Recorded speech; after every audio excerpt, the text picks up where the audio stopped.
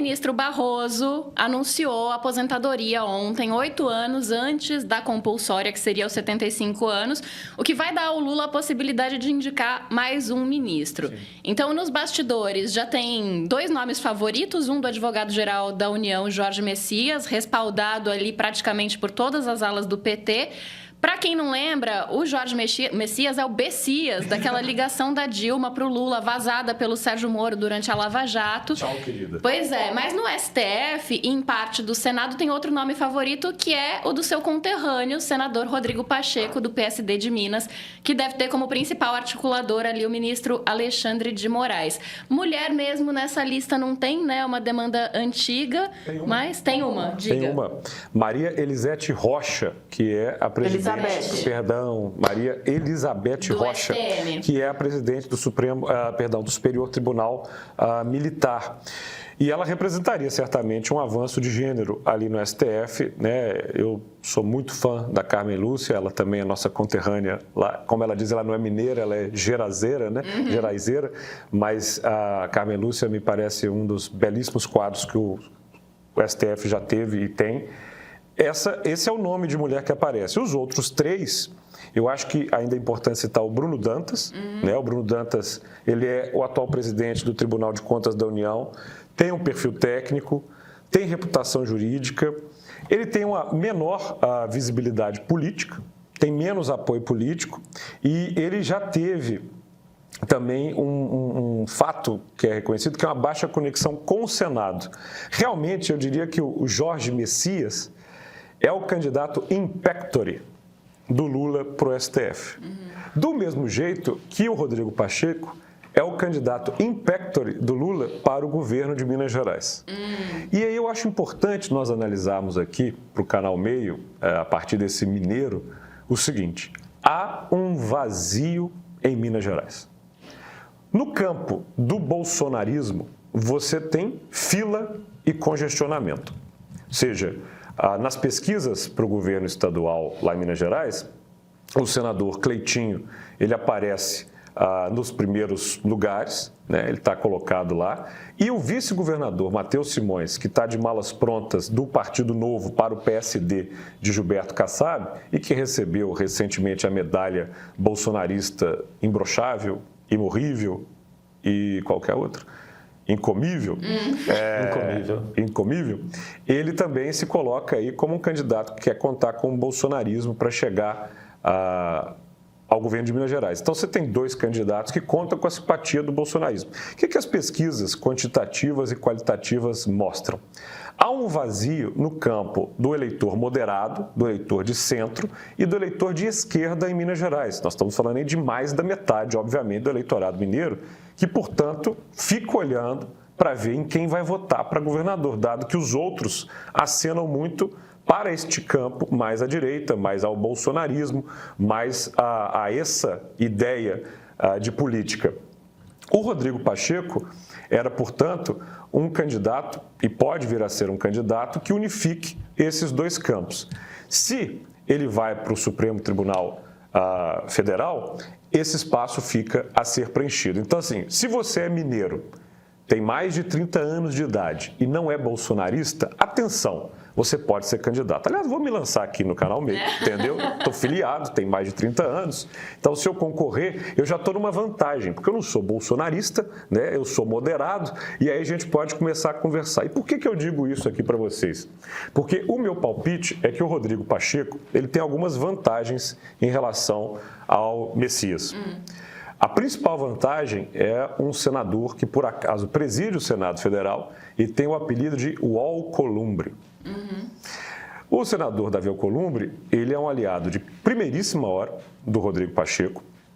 Quem analisa a vaga do STF é o Senado Federal, ao tempo do presidente. E, digamos que se essa escolha do presidente não for exatamente do agrado do presidente do Senado, os tempos podem variar.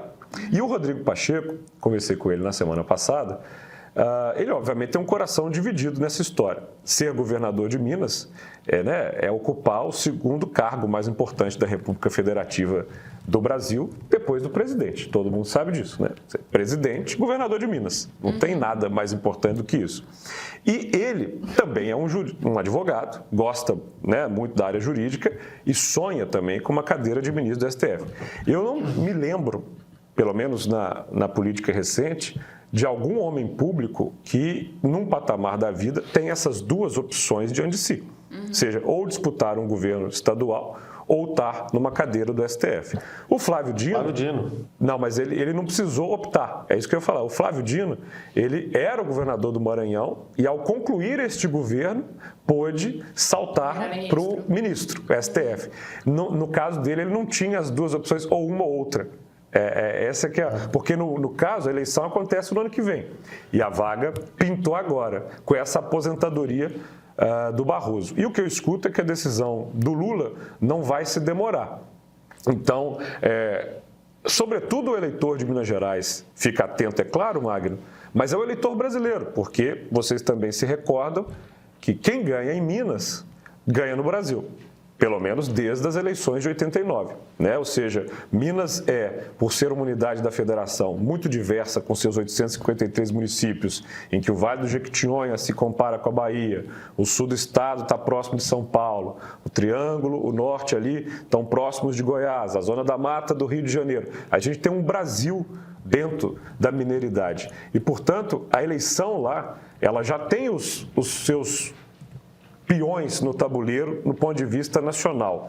E o Matheus Simões, que está hoje no Novo e é o vice-governador, certamente não vai alinhar com Lula.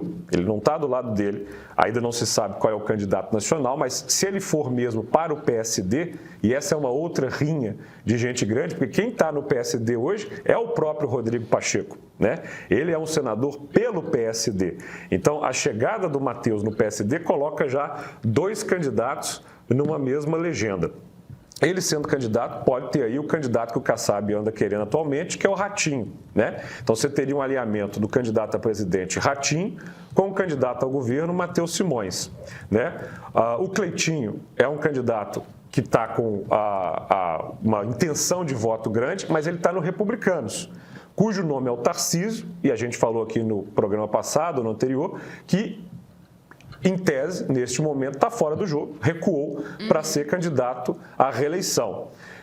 E é um problema para o Matheus, o Cleitinho, porque se ele sai candidato, e é candidato, ele tem o espectro bolsonarista muito mais alinhado a ele do que ao próprio Matheus, que vai sair do Novo e vai estar no PSD, né? E o PSD não tem exatamente o alinhamento. Em São Paulo, ele é tarcisista. No plano federal, o PSD está no governo federal, está com o Lula, né? O Kassab. Então, esse campo, Magno, está ocupado. O que não tem ainda em Minas? O que não são os nomes que surgem em Minas? Quem vai ser o candidato que vai falar para o centro moderado e para a esquerda? O PT em Minas hoje não tem nomes. Ou seja, o principal nome do PT em Minas é a minha vizinha, a prefeita de Contagem, Marília Campos. Das últimas vezes que ela conversou comigo, ela não demonstra o desejo de sair da prefeitura no meio do segundo mandato para disputar o governo estadual. Não sei se uma vaguinha de Senado ali possa fazer o olhinho dela brilhar, mas ela é uma prefeita muito comprometida ali com o próprio mandato. Então, assim, eu não vejo... O PT de Minas, aliás, eu falei isso acho que no programa passado, o Lula se recuperou.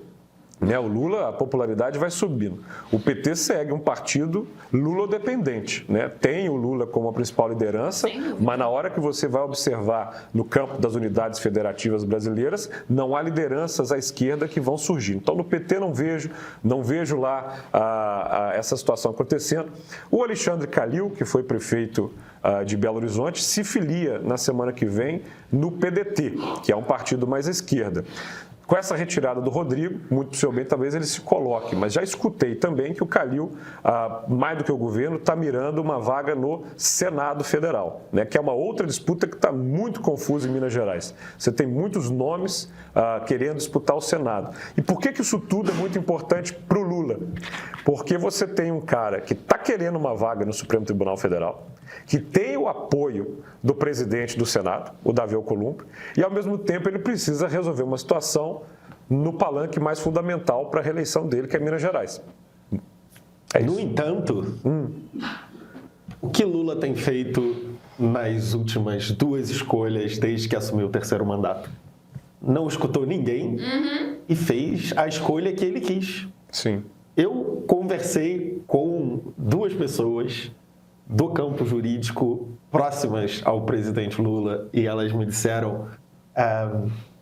Tem uma coisa muito curiosa, a sociedade civil se mobilizou, a sociedade tinha vários nomes, mas ele simplesmente disse, a escolha é minha, eu vou escolher, não vou... nas escolhas anteriores eu ouvi todo mundo, agora eu vou escolher quem eu quero. Escolheu o Cristiano Zanin, escolheu o Flávio Dino.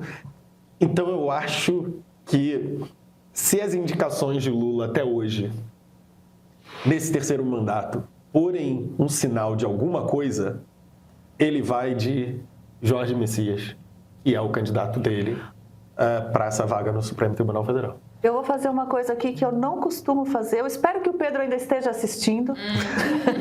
Alô, Pedro.